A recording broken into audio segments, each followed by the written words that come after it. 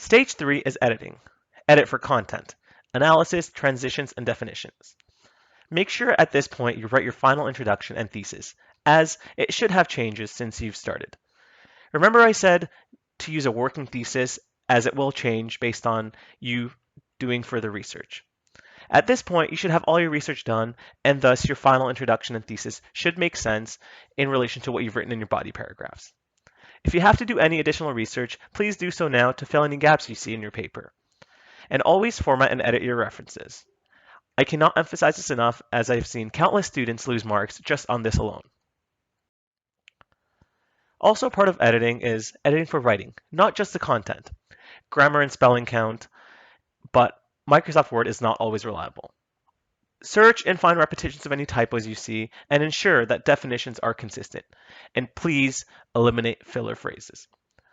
Using phrases such as "it would seem to be," in my personal opinion, I believe that, and since the beginning of history, makes it seem like you're trying to cover for not knowing your content well, and that you're trying to fill word counts.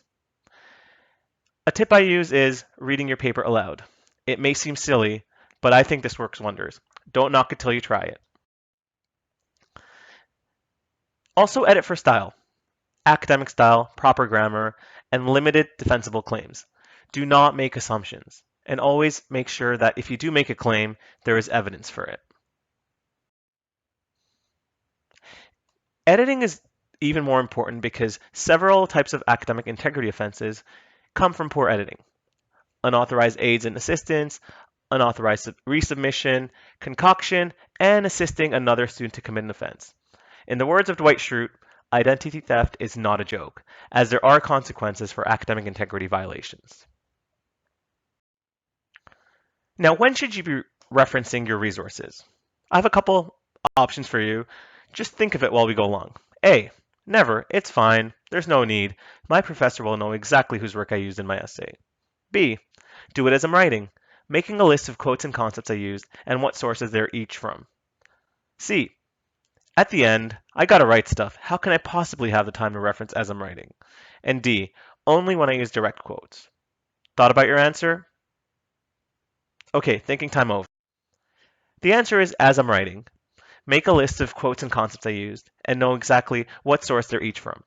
This not only makes sure that you're not plagiarizing and that you're giving credit where it's due, but also you're doing the work as you go rather than scattering to fill in references at the end where you're most likely to be tired from writing all day, and thus you're going to make mistakes and lose potential marks. In the next few slides, we'll be going through some resources. These resources will be in line with our three main goals for today for writing: planning, editing, and writing. You'll see a hyperlink for this tool that I use for planning, which is the assignment calculator. It breaks down the type of assignment you have, the date you will start, the date it's due, and all the steps you'll need to take along the way with specific timelines to make sure that you fill in all the required components and have it in on time. If you have any questions about this tool, please let me know and I'll go through it with you. For writing, the tool I use is the U of T Library Database. Again, you will see the link on your screen.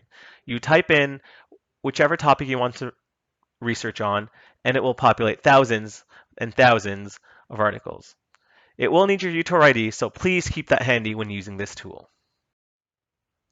As for editing, tutors and writing centers are your best friends. All colleges will have their own writing center, so please utilize them. ASAP will also have writing tutors every year to ensure that student athletes get all the assistance they can on their writing assignments. There's also the Academic Success Center. All these wonderful people can help you in the planning stages for assignments as well as your writing. So don't feel like writing an assignment is all on you. Make sure to use the resources around you. So some final take-home points for you today. Number one, my favorite, go to class.